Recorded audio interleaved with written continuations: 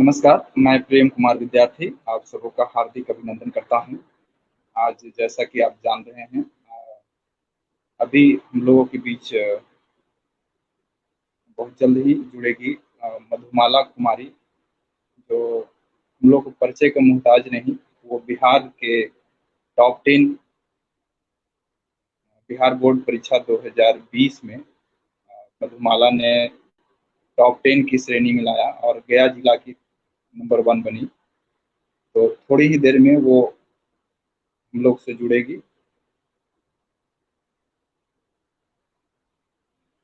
मधुमाला से हम लोग आज रूबरू होंगे। सोनू दिनकर जी, नमस्कार। कमरिया प्रखंड जो नक्सल प्रभावित इलाका से आती हैं और मैट्रिक 2020 की परीक्षा में टॉप 10 की श्रेणी में आई और गया जिला में नंबर 1 रही, मीन्स गया जिला की भी टॉपर रही। और मधुमाला आपके सामने है। हम आपको इसके परिचय बता दूं कि इसका घर सोनपुरा गांव हुआ, डुमरिया प्रखंड है, गया जिला का कम से कम 70 से 80 किलोमीटर दूर है और काफी दुर्गम इलाका है। इसके घर जो है पहाड़ी और नदी, कई नदी पार करके अब तो पुल बन चुके हैं। इसके घर आज भी जाने के लिए लोग पगडंडी का सहारा लेते हैं। इस मेरी गाड़ी वहां तक, उसके घर तक नहीं पहुंच पाई। अभी हम एक सप्ताह पहले गए थे तो इन्हें पैदल आना पड़ा सड़क मार्ग तक। और कच्ची सड़क आज भी है। प्रशासन के द्वारा कई बार बोला गया कि इन्हें बनाया जाएगा, लेकिन हम इस पे नहीं जाना चाहेंगे। हम आज आपसे रूबरू इसलिए करवा रहे हैं कि आम छात्र छात्राएं या हमारे यहाँ डांगी वर्ल्ड क्लासेज में जो बच्चे पढ़ रहे हैं, उन बच्चों के लिए कुछ संदेश देना चाहेंगे। और हम आज से शुरू भी कर रहे हैं एक नई पहल, जो हर 7 बजे हर दिन या हर सप्ताह में हम लोग तय करके ये जारी करेंगे। तो 7 बजे हमारे साथ कई नामी गिरामी जो है शिक्षक होंगे, प्रोफेसर होंगे, टीचर होंगे, डॉक्टर होंगे, इंजीनियर होंगे और छात्र छात्राएं भी होंगे। तो सबसे पहले हम मधुमाला के पास चलते हैं। मधुमाला आपके बीच सामने देख रहे हैं। मधुमाला, मैट्रिक टॉप करने पर आपने कैसा महसूस कर रही थी? जब मैट्रिक का रिजल्ट निकला तो मुझे पता चला कि मेरा रैंक 10वां है, तो मुझे अच्छा लगा और मैं काफी खुश हो गया। लेकिन मैं अभी उतना सही समझ नहीं हूँ। मैं चाहती हूँ कि कुछ करूँ, आगे बढ़ूँ। मेरा यही कामना है कि मैं आईएएस बनना चाहती हूँ। आईएएस बनने का ऑप्शन मैं इसलिए चुनी हूँ क्योंकि उससे मैं ग्राउंड लेवल तक कार्य कर सकती हूँ और मैं और सभी लड़कियों के लिए प्रेरणा बनना चाहती हूँ। लड़कियां के लिए प्रेरणा कैसे बन सकती हैं, या प्रेरणा तो खुद बन चुकी हैं आप? प्रेरणा तो खैर बहुत सारी लड़कियां आपको आजकल उसके माता पिता आपका एग्जाम्पल देते हैं कि देखिए सोनपुरा के एक गांव की बेटी है जिसने मैट्रिक टॉप की है। और मैट्रिक में ही नहीं, आपको एक चीज और भी बता दूं कि मैट्रिक में 2020 में जो इसने टॉप किया, टॉप 10 में आया, तो टॉप 10 में जो टॉपर लड़का है, जो बिहार का टॉपर लड़का है, उसका 99 नंबर मैथ में है और इस बेटी का 100 में 100 नंबर है मैथ में। ये बहुत बड़ी शान का विषय है और बहुत प्राउड मोमेंट बुझाता है और बहुत गर्व महसूस होती है ऐसी बेटियों पर कि 100 में 100 नंबर ला रही हैं।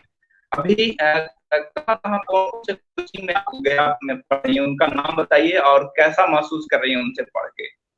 गया में मैं सुनील मैथमेटिक्स में मैथ का क्लास करती हूँ। महेंद्र फिजिक्स में मैं महेंद्र सर के पास फिजिक्स का क्लास करती हूँ और नगमनी सर के पास केमिस्ट्री का क्लास करती हूँ। मुझे पढ़ने में बहुत ही अच्छा लगता है। केमिस्ट्री के टीचर भी बहुत अच्छे हैं। वो बहुत ही अच्छे ढंग से हम लोगों को तैयारी करवा रहे हैं। अभी लॉकडाउन की वजह से जब क्लास बंद है तो हम लोग का ऑनलाइन क्लास चल रहा है और ऑनलाइन क्लास भी ऑफलाइन की तरह हम लोग अगर चाहें तो कर सकते हैं। मिस, घर बैठे आपकी पढ़ाई हो, तो हाँ। ये तो अच्छी बात है। ऑनलाइन पहले तरसते थे बच्चे कि ऑनलाइन कैसे पढ़ता है, तो ऑनलाइन का कैसा अनुभव आपको मिला? कि क्या ऑनलाइन से क्या बेनिफिट है? क्या ऑनलाइन को हम लोग रेगुलर कर सकते हैं? ऑनलाइन से बच्चे काफी कतराते भी हैं, काफी बहाना भी मारते हैं। क्या आपको कैसा महसूस होता है? ऑनलाइन तो और ऑफलाइन से भी बहुत अच्छा लगता है, क्योंकि ऑफलाइन में आने जाने में ज्यादा समय लग जाता था, और ऑनलाइन में घर बैठे ही हम लोग क्लास कर लेते हैं। और जब हम लोग कहीं बाहर में रहते हैं तो खाना बनाना भी पड़ता है, लेकिन जब घर पे रहते हैं तो माता पिता के साथ रहते हैं, अच्छा माहौल मिलता है, और अच्छे ढंग से पढ़ाई भी होती है ऑनलाइन में। लेकिन आपके गांव में नेटवर्क की समस्या रहती है, इसकी आप ये नहीं करेंगे, शिकायत नहीं करेंगे? नेटवर्क की समस्या रहती है, फिर भी ऑनलाइन ही अच्छा लगता है पढ़ने में। चलिए, तो हम अगले क्वेश्चन की ओर चलते हैं। गांव में शिक्षा व्यवस्था को आप किस रूप में देखती हैं? ग्रामीण परिवेश में बच्चियों को शिक्षा के लिए काफी दोयम दर्जा समझा जाता है, या फिर बेटे बेटी में एजुकेशन पे काफी अंतर समझा जाता है, तो इससे आप कैसा महसूस करती हैं, क्या समझती हैं?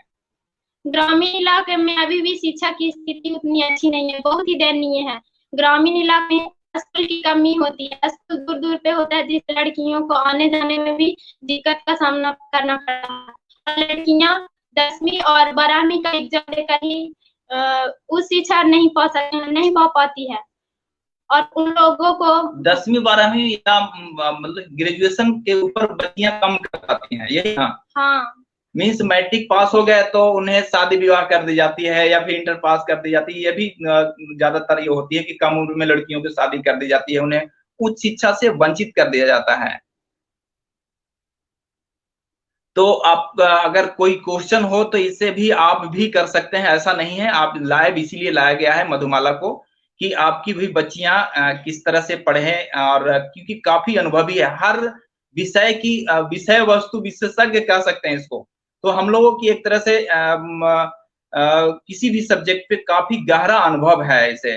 संस्कृत बोलिए, हिंदी बोलिए, अंग्रेजी बोलिए, या मैथ बोलिए, मतलब साइंस भी, तो हर सब्जेक्ट में माहिर है मधुमाला। तो हम लोगों के लिए काफी प्राउड मोमेंट है, और काफी गर्व महसूस होता है ऐसी बेटियों पर, क्योंकि बेटे बेटियों में शिक्षा का अंतर जो ये होता है, इनके माता पिता ने बेटियों की शिक्षा के लिए काफी मेहनत किया है और काफी बल दिया है, और आज भी वो बेटे बेटियों में अंतर नहीं समझते हैं। तो मैं उन माता पिता को भी प्रणाम करना चाहता हूँ। तो मधुमाला, आगे हम चलना चाहेंगे। प्राउड मोमेंट और शिक्षा व्यवस्था को किस रूप में देखते हैं? आपने जैसा कि बताया कि दिक्कत होती है आने जाने में लड़कियों को, तो क्या दिक्कत होती है, क्या समझते हैं आपको वहां पे? जैसे आप पहले बताते थे कि हम कई नदी पार करके जो है पहुंचते थे अपने हाई स्कूल में। कुछ हाँ। पिछला कुछ कहानी बताइए, कैसे आप लोग पहुंचते थे मैट्रिक के पहले? ग्रामीण इलाके में तो सड़क का भी प्रॉब्लम होता है, हम लोग के गांव में भी सड़क का प्रॉब्लम है। हम लोग कच्ची सड़कों से स्कूल आया जाया करते थे। अभी का पक्की हो गई है? नहीं, अभी भी कच्ची सड़क है।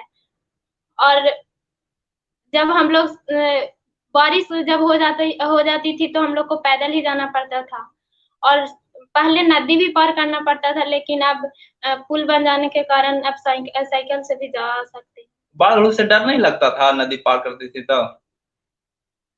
क्योंकि ज्यादातर छोटी नदियां बहुत डेंजरस होती है गांव की, पानी तुरंत आती है, बहाव इतना तेज आती है कि बहा के भी लेके चली जाती है। इस दौरान क्या डर नहीं लगता है नदी करते समय?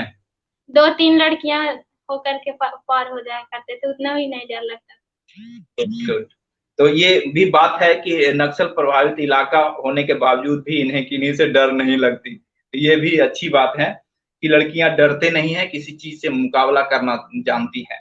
तो लड़कियों को उच्च शिक्षा के लिए क्या करना चाहिए?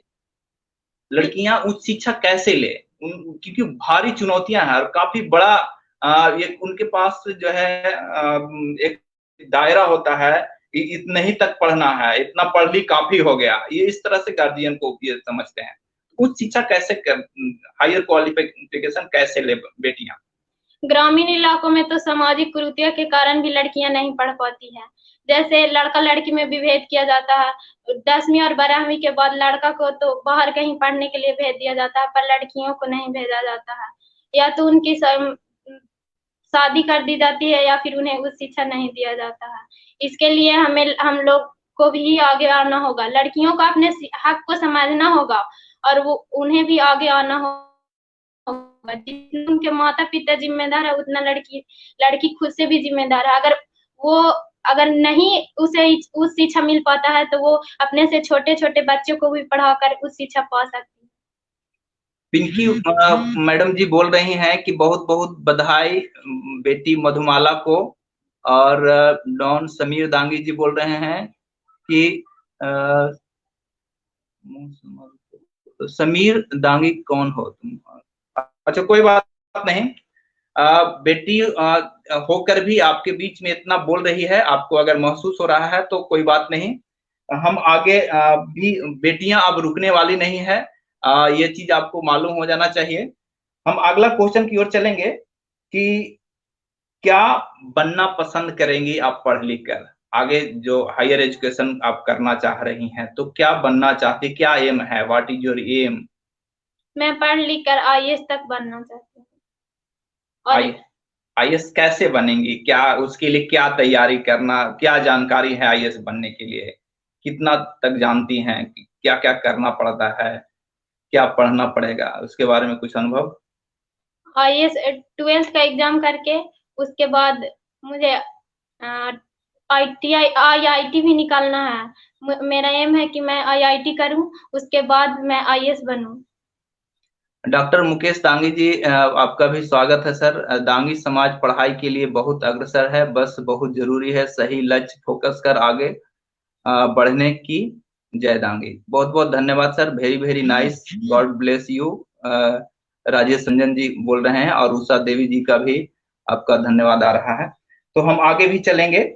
जैसा कि बताया कि आईएएस की तैयारी इतनी आसान नहीं है, इसके लिए बहुत एड़ी चोटी की पसीना लगाना पड़ता है और काफी बड़ी मेहनत करने की जरूरत है। मिस, आप कितने घंटे अभी पढ़ाई करते हैं आप अपने से? अभी मैं घर पे ऑनलाइन क्लास करती हूँ और उसके बाद मैं कम कम से कम 6 से 7 घंटा पढ़ाई करती छह हूँ। सात घंटा तो ऐसे भी कहा जाता है कि आईएएस की तैयारी करना है तो 8 से 12 घंटे तक लगातार पढ़ाई, या फिर बीच बीच में इंटरवल देके पढ़ना पड़ता है छात्रों को जो तैयारी करते हैं। तो और ऐसा नहीं है कि दिल्ली जाकर, मुंबई जाकर और हम कोटा जाकर ही बहुत बड़ी एजुकेशन को प्राप्त कर सकते हैं। पटना की कुरकुरी की आप आईएएस बनी जो आकांक्षा रंजन, जो पटना में ही रह के तैयारी की थी, उनके बारे में जानते हैं? नहीं। तो वो आईएएस तैयारी की हैं और अभी झारखंड में अभी डीसी थी, उसके बाद डायरेक्टर बनी और अभी इनकम टैक्स डिपार्टमेंट में नहीं, सॉरी, जीएसटी डिपार्टमेंट में अभी ऑफिसर हैं, वहां पे उसको मॉनिटरिंग कर रही हैं। तो हम आगे लेके चलना चाहेंगे कि दांगी वर्ल्ड ऑर्गेनाइजेशन से क्या उम्मीद है, क्योंकि आपको ये आश्वासन दिया था दांगी वर्ल्ड ऑर्गेनाइजेशन ने कि इंटर तक के खर्चे ये करेंगे, वहन करेंगे और पढ़ाई के लिए भी आपको जहां तक हो सका है मदद दिलाने की भी कोशिश की है, क्योंकि अभी संस्था खुद जो है अभी अभी बाल्यावस्था से गुजर रहा है। लेकिन फिर भी आपको कितना मदद मिल पाया है, क्या अनुमान है या क्या उम्मीद है दांगी वर्ल्ड ऑर्गेनाइजेशन से, वो हम थोड़ा सा ये रखना चाहेंगे। दांगी वर्ल्ड ऑर्गेनाइजेशन मुझे पहले से ही मदद कर रही है और मेरे 12वीं की तैयारी के लिए भी किताब उपलब्ध कराई है और कोचिंग की भी फी देती है, इस संस्था के द्वारा ही दिया जाता है। तो मैं तो उन तमाम शिक्षकों को भी आभार प्रकट करना चाहता हूं, सुनील जी को, महेंद्र जी को और नागमणि सर जी को, और इनको जो कैरियर काउंसलिंग तौर पर दे रहे हैं, बीच बीच में एजुकेशन दे रहे हैं। मैं उन सब का भी आभार प्रकट करना चाहता हूं कि संस्था के माध्यम से आपने पढ़ाने का काम कर रहे हैं और आप भी बहुत बड़े पुनीत का कार्य कर रहे हैं। तो आगे हम चलना चाहेंगे कि तुम्हारे माता पिता खेती करते हैं, कैसे संभव है तुम्हारे सपना को साकार करें वो, क्या लगता है? माता पिता ने मुझे पहले से ही बहुत सहयोग किया है और वो लोग मुझे आश्वासन देते हैं कि मैं आगे भी इसी तरह से सहयोग करूंगा और जहां तक होगा मैं हर संभव प्रयास करूंगा। और मैं भी सोच मैं भी आगे की पढ़ाई के लिए सोची हूँ कि अगर मुझे घर से पैसा नहीं मिलेगा तो मैं मैं अपने से छोटे बच्चे को पढ़ा कर भी, और पढ़ाने से कभी भी विद्या, मतलब विद्या एक ऐसी चीज है जो दूसरे को देने से कमता नहीं है, बल्कि वो और भी पीछे का जो भी रहता है वो रिवीजन हो जाता है। तो मेरे माता पिता के साथ साथ मैं भी मेहनत करूंगी और मैं आईएएस बनना चाहती चलिए, बहुत बहुत धन्यवाद। आपने माता पिता को प्रश्रय दिया और माता पिता को इतना बखूबी ढंग से आप ये कर रहे हैं, और आपके माता पिता का सोच भी इस तरह का है, मैंने उनको रीड किया है। बहुत अच्छे परिवार से नहीं है, लेकिन इनकी सोच बहुत ऊंची है, और ऐसे माता पिता हर लोगों को मिले, और हर लोगों को ये चाहिए भी कि अपनी बेटे बेटियों की पढ़ाई के लिए अपनी पूरी ताकत लगाएं। रामेश्वर दांगी जी, बहुत बहुत बधाई हो। माधुमाला, ऐसी ही आप समाज का नाम रोशन करने में आपने उज्जवल भविष्य की कामना करता हूँ। ये रामेश्वर दांगी जी कह रहे हैं आपको। धन्यवाद रामेश्वर सर जी।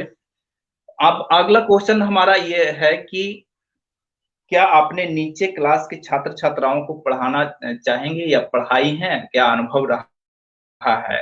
नीचे छात्र छात्राओं को पढ़ाने से क्या आपको मिला है, और क्या आप समाज के बच्चों को आप अपना समय देना चाहेंगे? हाँ हाँ, हम अपने से नीचे क्लास के बच्चों को भी पढ़ाना चाहते हैं, और अपने जो भाई बहन है और गांव में जो बच्चे हैं उनको भी मैं 1 घंटा अपना समय देती हूँ। और और मुझे बहुत अच्छा लगता है उन लोगों को पढ़ा कर कि जो मुझे 6, 7, 8 जो पिछला जो पढ़ी हूँ वो भी मुझे याद रहता है बच्चे को पढ़ाने से। नवदीप नवदीप सिंह जी बोल रहे हैं कि परीक्षा में पास होने पर बधाई, मेरी कामना तुम सफलता के उच्च स्तर तक जाओ और तुम्हारे पढ़ाई के सभी सराहना मिलती रहे।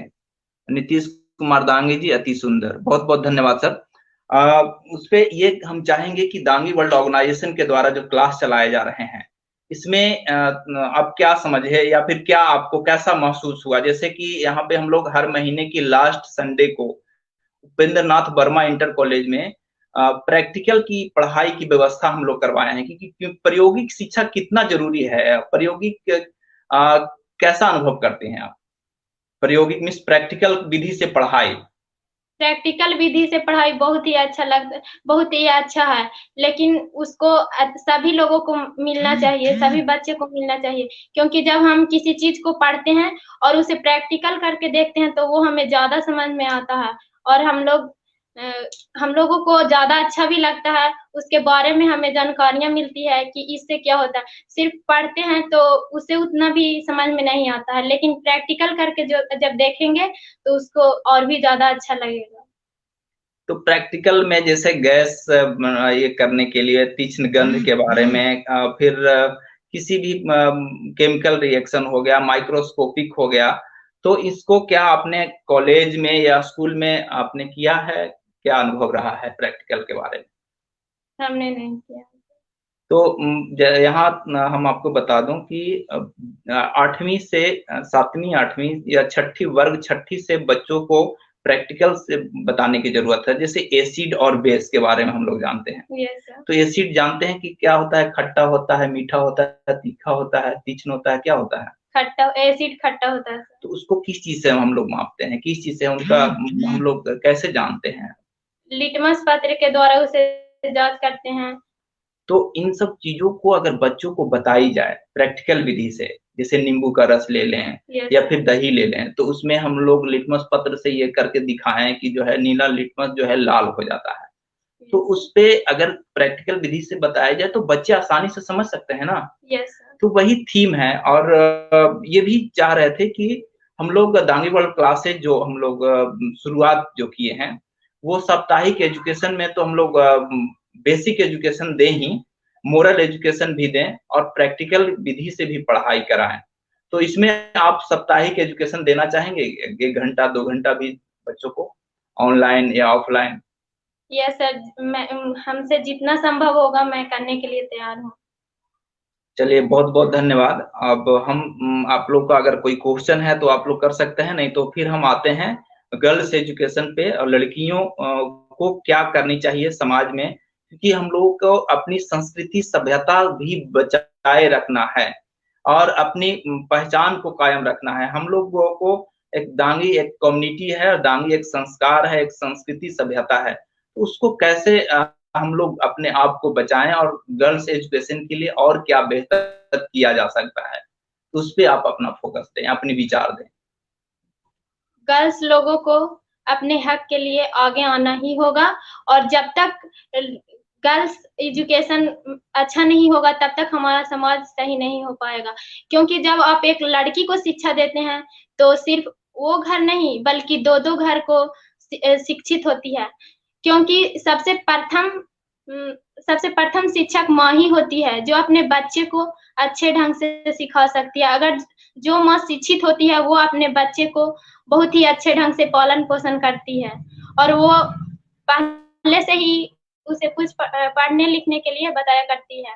जितना अगर बच्चा स्कूल में जाकर सीखता है और उतना ही अगर माता पिता उसे घर पर भी बताएं तो उससे और दूसरे बच्चे से वो आगे निकल जाता है। इसीलिए गर्ल्स एजुकेशन बहुत ही जरूरी है। गांव में गर्ल्स एजुकेशन और शहर में गर्ल्स एजुकेशन कैसा ये लगता है कि शहर में ज्यादा प्राथमिकता है या गांव में ज्यादा प्राथमिकता है? ग्रामीण इलाकों में तो लड़कियां चाहकर भी नहीं पढ़ पाती है, ट्वेल्थ तक या ग्रेजुएशन तक ही कर पाती है। लेकिन शहर में तो लड़कियों को पढ़ने का उस शिक्षा पाने का अवसर तो मिल जाता है, लेकिन ग्रामीण इलाकों की लड़कियों को नहीं मिल पाता है उस शिक्षा। और कुछ संदेश देना चाहेंगे दांगी वर्ल्ड ऑर्गेनाइजेशन की ओर से? दांगी वर्ल्ड ऑर्गेनाइजेशन आपको क्या और तरीके से कैसे देखते हैं, ओवरऑल किस रूप से कार्य कर रही है, और इस तरह के कार्यक्रम क्या लगातार चलाए जाने की जरूरत है? छात्र छात्राओं का इंटरव्यू, टीचर का इंटरव्यू, कैरियर। जब से मैंने दांगी वर्ल्ड ऑर्गेनाइजेशन का नाम सुना तो मुझे बहुत ही अच्छा लगा कि हमारे समाज में भी अब लोग ऐसे ऐसे संस्था चला रहे हैं जिससे हम लोगों को आगे बढ़ने में बहुत ही मदद मिलेगी। जो लोग वहाँ दांगी वर्ल्ड ऑर्गेनाइजेशन में क्लास करते होंगे उन लोग को भी बहुत अच्छा लगता होगा। उन लोग को प्रैक्टिकल के साथ साथ थ्योरी भी बताया जाता होगा। और मैं भी कहना चाहती हूँ कि दांगी वर्ल्ड ऑर्गेनाइजेशन जैसा संस्था बहुत ही अच्छा है। दांगी वर्ल्ड ऑर्गेनाइजेशन संस्था को मैं नमस्कार करती हूँ और इस संस्था से जितने लोग जुड़े हुए हैं उन लोग को मैं हार्दिक अभिनंदन करती हूँ। चलिए, बहुत बहुत धन्यवाद। मैं आपका भी आभार प्रकट करता हूँ मधुमाला, आपने दांगी वर्ल्ड का इतना मान सम्मान बढ़ाया है और दांगी वर्ल्ड को आपने क्लास देने की बात कही है। मैं आप तमाम दर्शकों को, मैं तमाम श्रोताओं को मैं आभार प्रकट करता हूं और दांगी वर्ल्ड ऑर्गेनाइजेशन की ओर से मैं आप सबको नमस्कार करता हूं। हम फिर मिलेंगे नए लोगों को, हम नए टीचर्स, प्रोफेसर्स, हर दिन 7 बजे हम लोग अभी सेशन चलाने वाले हैं। कल फिर कोई न कोई नए पदाधिकारी के रूप में आपके बीच में होंगे। हम शिक्षकों का, बच्चों का इंटरव्यू ये करेंगे। तो हम फिर से आपसे यह कहकर विदा लेना चाहते हैं कि हर दिन 7 बजे हम लोगों का एट 7 o'clock हम लोग का एक सेशन शुरू हुआ है आज से, उसको आप देखना ना भूलें। हो सकता है कि आपके बच्चों को इस कार्यक्रम से लाभ मिले और नहीं तो सामाजिक लोगों को लाभ मिले। समाज अभी जैसे कि कोरोना काल चल रहा है, कोरोना में जितने भी लोग अपने परिवार को खोए हैं, मैं अपनी ओर से उन्हें नमन करता हूं। और हम ये भी चाहते हैं कि आने वाली चुनौतियां जो हम लोगों के बीच में बहुत बड़ी चुनौती आ रही है, हम उससे कैसे जूझें, उसके लिए सामाजिक चिंतन की भी जरूरत है। हमारी आपकी और आपकी हमारी भी जरूरत है।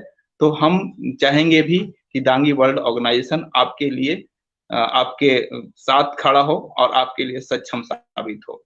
तो मैं इसके साथ विदा लेना चाहता हूँ। धन्यवाद, आभार।